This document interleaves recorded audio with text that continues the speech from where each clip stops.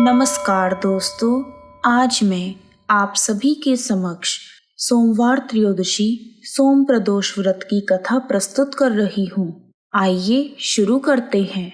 हमारे शास्त्रों में त्रयोदशी के दिन रखे जाने वाले प्रदोष व्रत का विशेष महत्व बताया गया है। सोमवार को आने वाले प्रदोष व्रत को सोम प्रदोष या चंद्र प्रदोष भी कहा जाता है। सोमवार का दिन भगवान भोलेनाथ को समर्पित होता है और त्रयोदशी के दिन प्रदोष काल में भगवान शिव और माता पार्वती की पूजा की जाती है। त्रयोदशी तथा सोमवार दोनों एक साथ आने पर इसका महत्व और भी अधिक हो जाता है। सोमवार त्रयोदशी के दिन पूरी श्रद्धा और विधि विधान से प्रदोष व्रत करने से जीवन में आ रही कठिनाइयां दूर हो जाती हैं। मनुष्य को जीवन में कभी हार का सामना नहीं करना पड़ता और उसकी सभी इच्छाएं पूरी होती हैं। स्कंद पुराण के अनुसार सूत जी कहते हैं, विदर्भ देश में सत्यरथ नाम से प्रसिद्ध एक राजा थे। धर्म पूर्वक राज्य करते हुए उनका बहुत सा समय सुखपूर्वक बीत गया।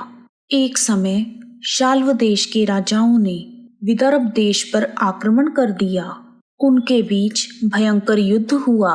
दोनों पक्षों की बहुत सी सेना मारी गई, परंतु अंत में विदर्भ देश के राजा भी उनके हाथों से मारे गए। विदर्भ राज की गर्भवती स्त्री दुखी होकर रात के समय राजभवन से निकलकर वन की ओर चली गई। सुबह होने पर उस रानी ने जलाशय के किनारे एक वृक्ष के नीचे एक सुंदर से पुत्र को जन्म दिया। उसके बाद वह प्यास से व्याकुल होकर जलाशय में पानी पीने गई। इतने में ही एक घड़ियाल ने आकर उसे अपना ग्रास बना लिया। वह बालक पैदा होते ही माता पिता से हीन हो गया। जब वह नवजात शिशु वृक्ष के नीचे पड़ा हुआ जोर जोर से रो रहा था, उसी समय भगवान भोलेनाथ की कृपा से वहां पर एक उमा नाम की ब्राह्मणी पहुंची। वह अपने 1 वर्ष के बालक शुचिव्रत को गोद में लिए हुए थी।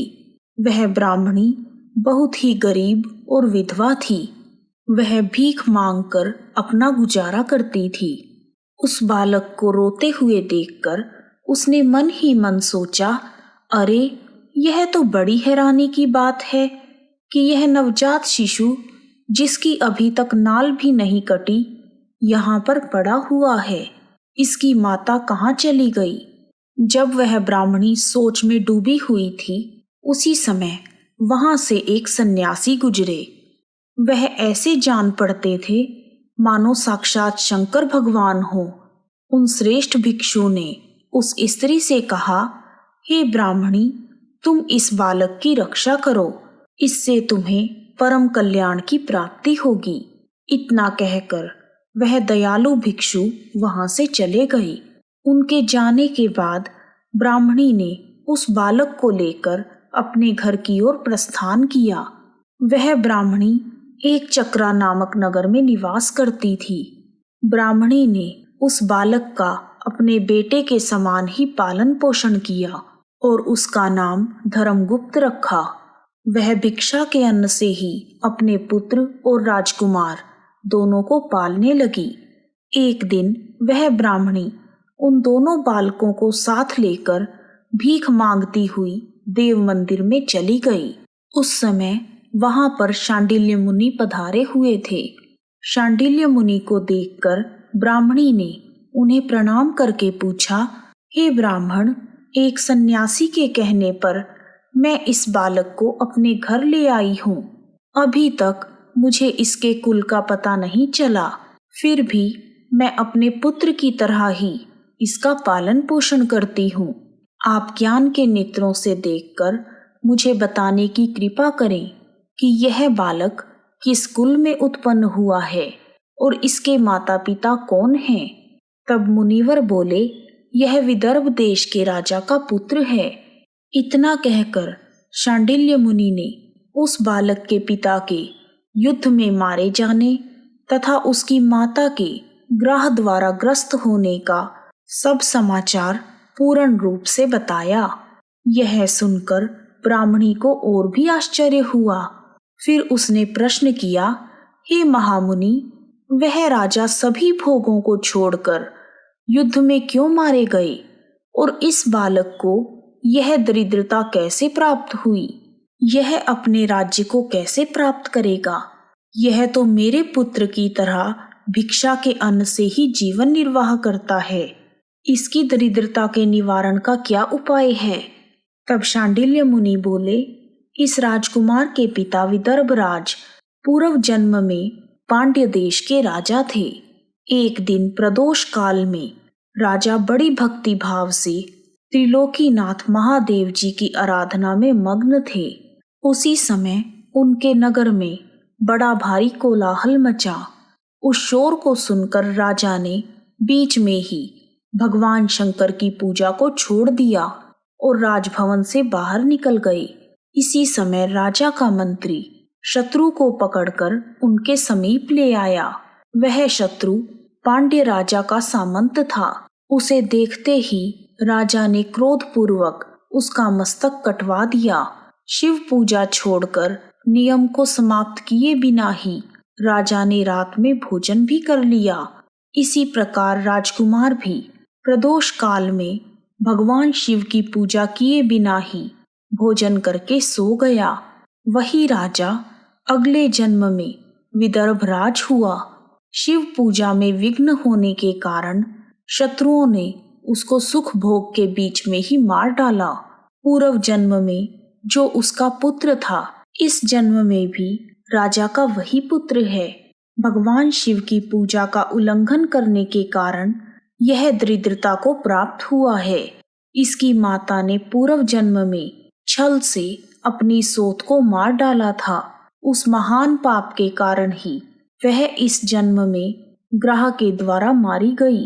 हे ब्राह्मणी, तुम्हारा पुत्र पूर्व जन्म में भी एक ब्राह्मण था।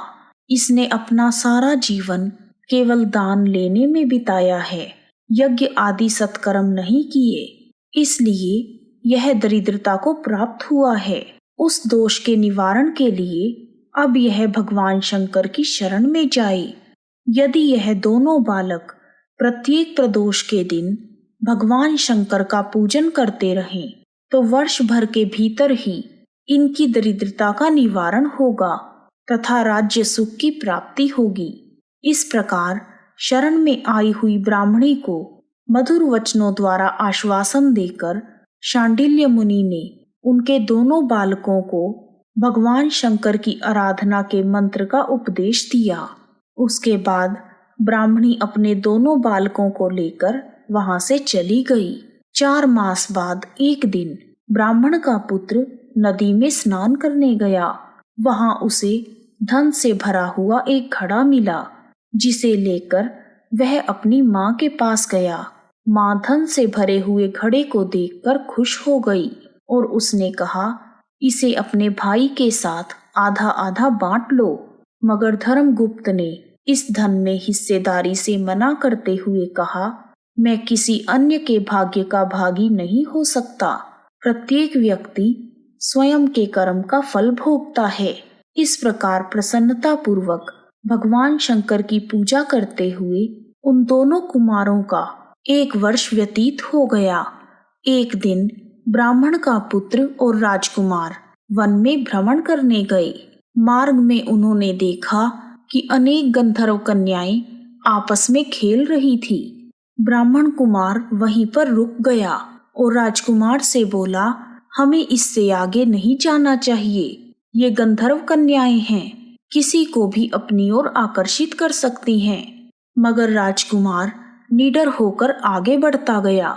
जब मुख्य गंधर्व कन्या ने राजकुमार धर्मगुप्त को देखा तो वह उसके प्रति आकर्षित हो गई। उसने अपनी सभी सखियों को फूल चुनने के लिए भेज दिया और राजकुमार के पास आने की प्रतीक्षा करने लगी।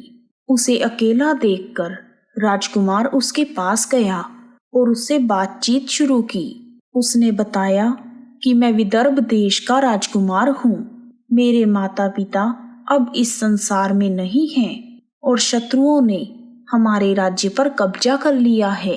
कन्या ने अपना परिचय देते हुए बताया कि मैं विद्रविक नामक गंधर्व की पुत्री हूँ। मेरा नाम अंशुमति है और मैं गायन में प्रवीण हूँ। उसने यह भी कहा कि मैं आपसे विवाह करना चाहती हूँ। इतना कहकर उसने अपनी मोतियों की माला निकालकर राजकुमार को पहना दी।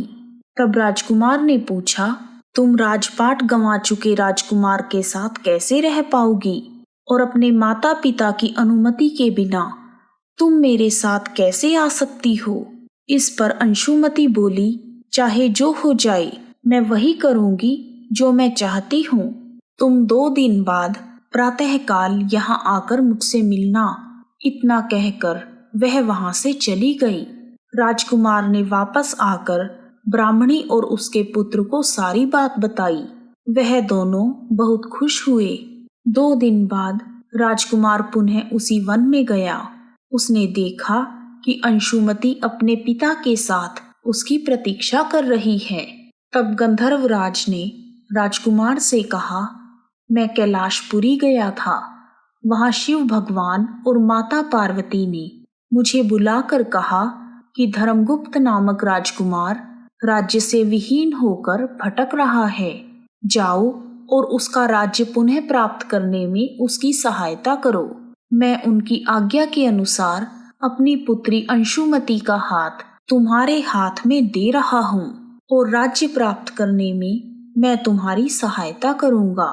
मेरी पुत्री 10,000 वर्ष तक तुम्हारे साथ इस पृथ्वी पर रहेगी और जब तुम शिवलोक में आओगे तब भी वह इसी काया में तुम्हारे साथ ही रहेगी। भगवान शिव के आदेशानुसार राजकुमार धर्मगुप्त और अंशुमति का विवाह हो गया। अंशुमति के पिता ने अपनी गंधर्व सेना भी राजकुमार को दे दी। सेना की सहायता से उसने अपने शत्रुओं को परास्त कर दिया और अपने पिता का खोया हुआ राज्य पुनः प्राप्त कर लिया। अब राजकुमार धर्मगुप्त राजा बन गया। उसने अपने बुरे दिनों में उसे पालने वाली गरीब ब्राह्मणी को राजमाता का दर्जा दिया और शुचि व्रत को अपना छोटा भाई माना। इस प्रकार नियमित रूप से प्रदोष व्रत करने से ब्राह्मणी, उसके पुत्र शुचिव्रत तथा राजकुमार धर्मगुप्त को धन धान्य तथा सुख संपत्ति की प्राप्ति हुई। सूत जी कहते हैं, जो मनुष्य प्रदोष व्रत के इस पुण्यमयी महात्म्य को एकाग्रचित होकर सुनते अथवा पढ़ते हैं, उन्हें 100 जन्मों तक कभी दरिद्रता नहीं होती और अंत में वह ज्ञान के ऐश्वर्य से युक्त होकर भगवान शंकर के परम धाम को प्राप्त होते हैं। बोलो शंकर भगवान की जय, माता पार्वती की जय। प्रदोष व्रत के दिन स्नान आदि से निवृत्त होकर भगवान भोलेनाथ को बिल्वपत्र, गंगाजल, अक्षत, धूप, दीप आदि चढ़ाकर उनकी पूजा करें। फिर व्रत का संकल्प करें। इस व्रत में भगवान शिव और माँ पार्वती की पूजा की जाती है। प्रदोष व्रत की पूजा प्रदोष काल में शाम को 4:30 बजे से लेकर शाम को 7 बजे के बीच में की जाती है। शाम को एक बार फिर से स्नान करके भगवान भोलेनाथ की पूजा करें और दीपक जलाएं। पूजा करते समय प्रदोष व्रत की यह कथा सुने। उसके बाद भगवान भोलेनाथ की आरती करें। इस प्रकार सोमवार त्रयोदशी की प्रदोष व्रत कथा पूर्ण हुई। यदि आपको सोमवार त्रयोदशी की प्रदोष व्रत कथा पसंद आई है तो कमेंट बॉक्स में शिव परिवार की जय लिखना ना भूलें। आप सभी का हार्दिक धन्यवाद। ओम नमः शिवाय, ओम नमः शिवाय, हर हर भोले नमः शिवाय।